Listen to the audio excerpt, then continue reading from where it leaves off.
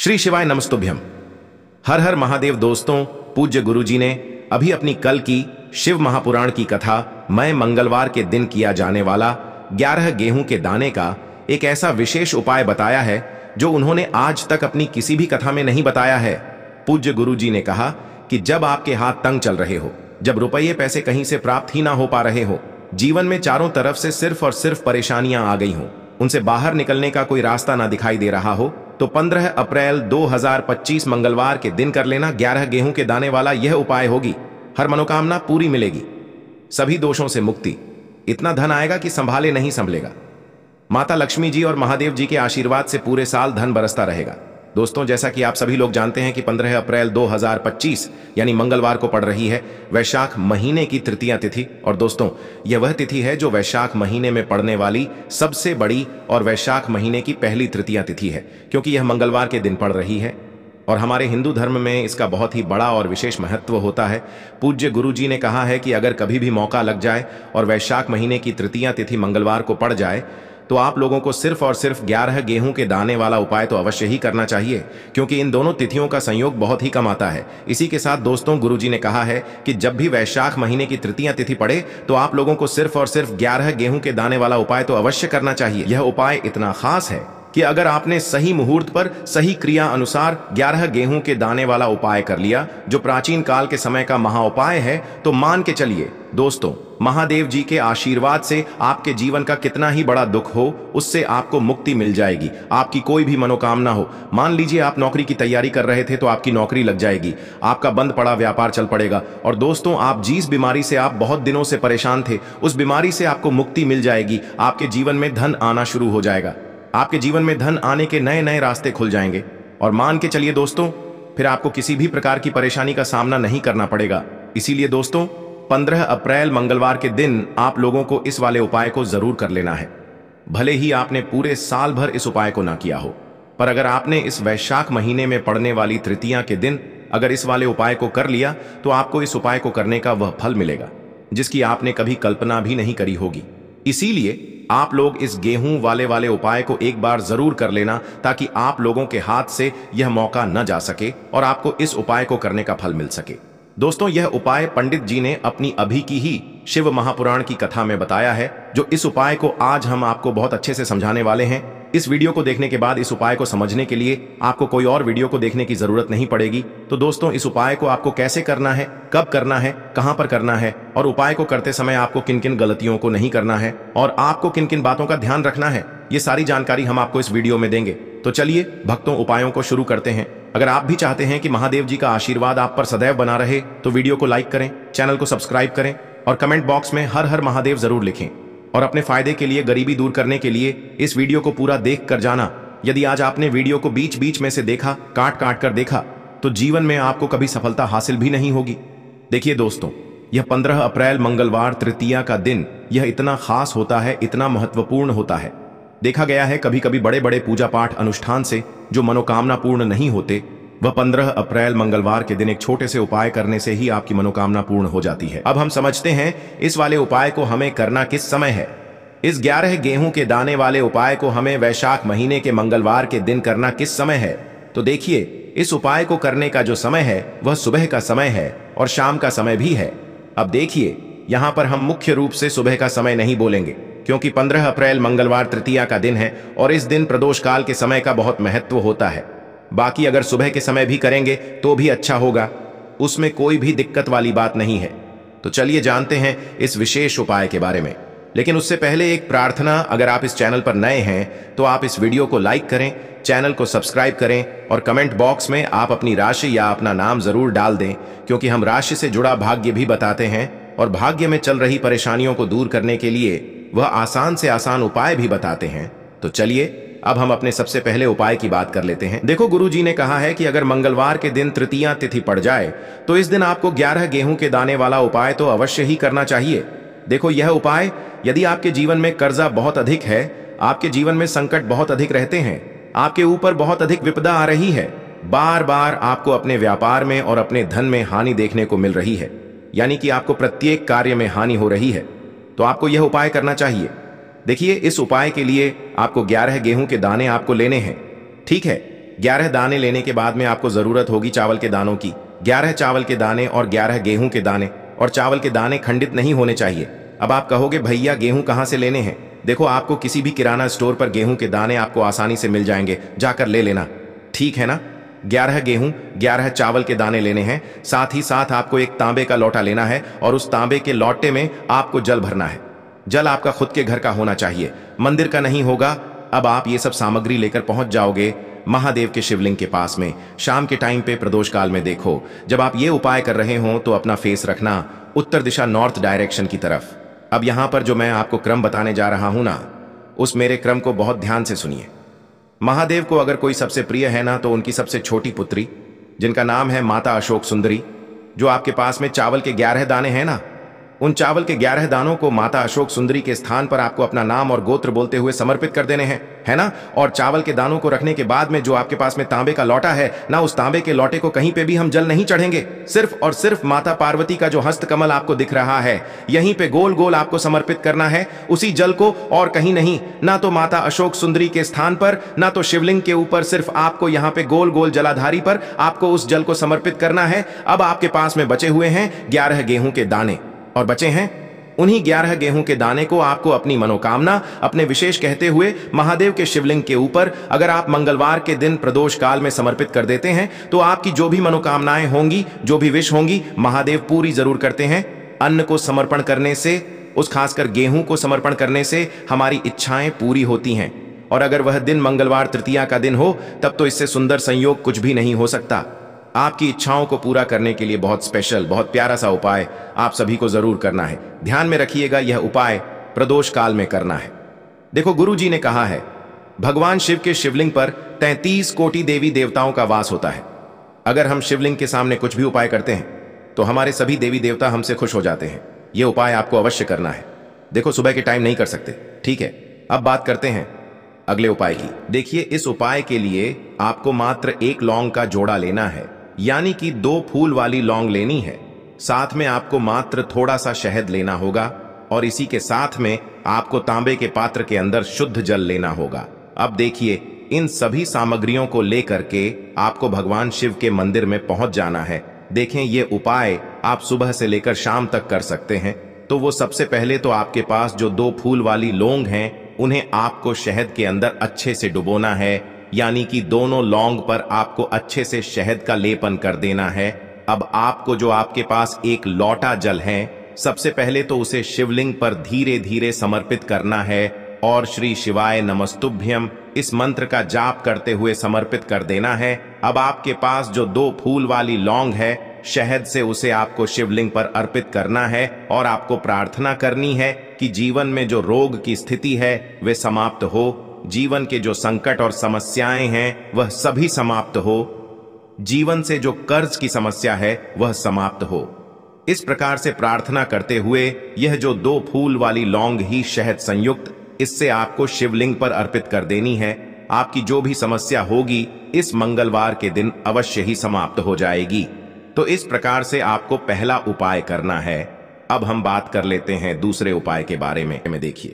देखो, यह उपाय आपके लिए सर्वश्रेष्ठ होने वाला है। देखिए, इस उपाय के लिए आपको मात्र 5 हरे मूंग के दाने आपको साबुत लेने हैं, खंडित नहीं होने चाहिए। इस बात का ध्यान रखें। और इसी के साथ मैं आपको एक तांबे के पात्र के अंदर अपने घर से शुद्ध जल ले लेना है। अब दोस्तों, इन सभी सामग्रियों को लेकर के आपको सीधे पहुंच जाना है भगवान शिव के मंदिर में। देखिए, इस उपाय को भी आप सुबह भी कर सकते हैं और शाम के समय में भी कर सकते हैं। देखिए, भगवान शिव के मंदिर में पहुंचने के बाद आपके पास जो 5 हरे मूंग हैं, उनमें से पहला जो हरा मूंग है, आपको शिवलिंग के सामने जो नंदी महाराज होते हैं और उनका जो पैर उठा हुआ होता है, वहां पर आपको पहला हरा मूंग समर्पित कर देना है, और आपको ओम नमः शिवाय इस मंत्र का जाप कर लेना है। फिर आपको दूसरा हरा मूंग लेना है, और शिवलिंग पर जो श्री गणेश जी वाला स्थान होता है, वहां पर आपको यह दूसरा हरा मूंग समर्पित कर देना है, यानी कि शिवलिंग के सीधे तरफ आपको यह दूसरा हरा मूंग समर्पित करना है।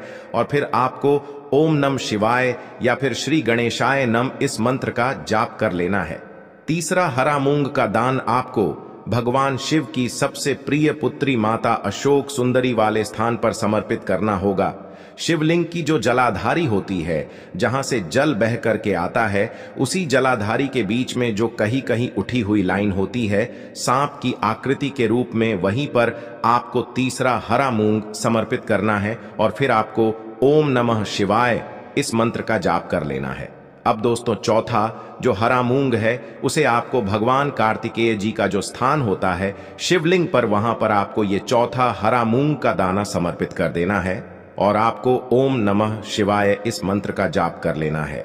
अब दोस्तों, आपके पास जो पांचवा और अंतिम हरा मूंग बचा हुआ है उससे आपको उससे जल के पात्र के अंदर डाल देना है और इस हरे मूंग से युक्त जल से आपको भगवान शिव के शिवलिंग का अभिषेक कर देना है। जल आपको बिल्कुल धीरे धीरे समर्पित करते जाना है और लगातार आपको शिव महापुराण के मूल मंत्र श्री शिवाय नमस्तुभ्यम इस मंत्र का जाप करते रहना है।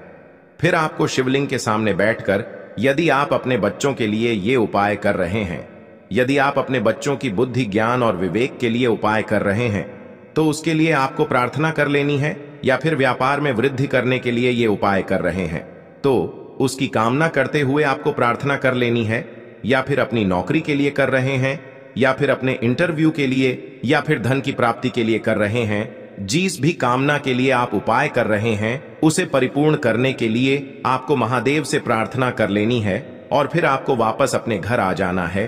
पूज्य गुरु जी ने कहा है कि जो भी व्यक्ति इस उपाय को कर लेता है तो यकीन मानिए आपके जीवन की जो सारे संकट, कष्ट और बाधाएं ही वो सभी समाप्त होंगे। अब हम बात करते हैं अगले उपाय की। इस उपाय के लिए आपको एक दीपक लेना है। दीपक आप मिट्टी का भी ले सकते हैं और शुद्ध आटा मढ़कर उसका दीपक भी आप तैयार कर सकते हैं। दीपक के अंदर गोल बाती का प्रयोग करना है और दीपक के अंदर आपको शुद्ध घी का प्रयोग करना है।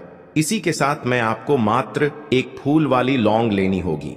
अब यह एक दीपक और एक फूल वाली लौंग लेकर के सीधा आपको पहुंचना होगा बरगद के वृक्ष के वहां पर। देखिए, सबसे पहले तो आपके पास जो एक फूल वाली लौंग है उससे आपको बरगद के वृक्ष की जड़ में समर्पित करना है। देखिए, अगर आपके जीवन में कोई भी बड़ा संकट आने वाला है, कोई भी बड़ा कष्ट आने वाला है, तो वह इस उपाय के माध्यम से दूर होने वाला है। महादेव की विशेष कृपा रहेगी कि जो भी संकट आपके जीवन में आने वाला होगा वह भी दूर हो जाएगा। तो आपको एक लौंग समर्पित करनी है बरगद के वृक्ष की जड़ में और वहीं पर आपको जो है गोल बाती वाला दीपक जो आप लेकर के गए हैं उससे भी वहां पर प्रज्वलित कर देना है। वटकेश्वर महादेव का स्मरण करते हुए देखिए, जब भी आपको जीवन में इस साल लगने लगे कि आपके जीवन में कुछ भी अच्छा नहीं चल रहा है, तब भी आप कोई उपाय करना है तो इस प्रकार से आपको ये उपाय करना है। अब हम जान लेते हैं चौथे विशेष उपाय के बारे में। देखें, यदि आपके विवाह में, शादी में कोई भी समस्या आ रही है, यदि आपका जो कर्ज है वह दिन पर दिन बढ़ते ही जा रहा है, तो आपको ये चमत्कारी उपाय करना चाहिए। कोई भी समस्या अगर जीवन में है तो उसे दूर करने के लिए आप कोई उपाय करना चाहिए। मंगल दोष से जुड़ी हुई समस्या भी है तब भी आपको ये उपाय करना चाहिए। देखिए, इस उपाय के लिए आपको एक तांबे के पात्र के अंदर अपने घर से शुद्ध जल लेना है और इसी के साथ में आपको एक चुटकी लाल चंदन लेना होगा। अब आपको क्या करना है कि जो लाल चंदन आपने लिया है उसे आपको उससे जल के पात्र के अंदर डाल देना है और ये जल्द जो है आपको लाल चंदन से युक्त तैयार कर लेना है और ये लाल चंदन से युक्त जल आपको भगवान शिव के मंदिर में लेकर के पहुंचना है। लेकिन ये उपाय भी आप सुबह से लेकर के शाम तक कर सकते हैं। अब दोस्तों, ये जो लाल चंदन से युक्त जल हैं, इससे आपको भगवान शिव के शिवलिंग पर धीरे धीरे अर्पित कर देना है और आपको लगातार श्री शिवाय नमस्तुभ्यम इस मंत्र का जाप करते रहना है। देखिए, यदि आपके जीवन में विवाह से जुड़ी समस्या चल रही है तो आपको मंगलेश्वर महादेव का स्मरण करना है और जीवन में अधिक कर्ज की समस्या है तो आपको आरण मुक्तेश्वर महादेव का स्मरण करना है। देखना, एक दिन आपकी सब तरह की समस्या जल्दी ही समाप्त हो जाएगी।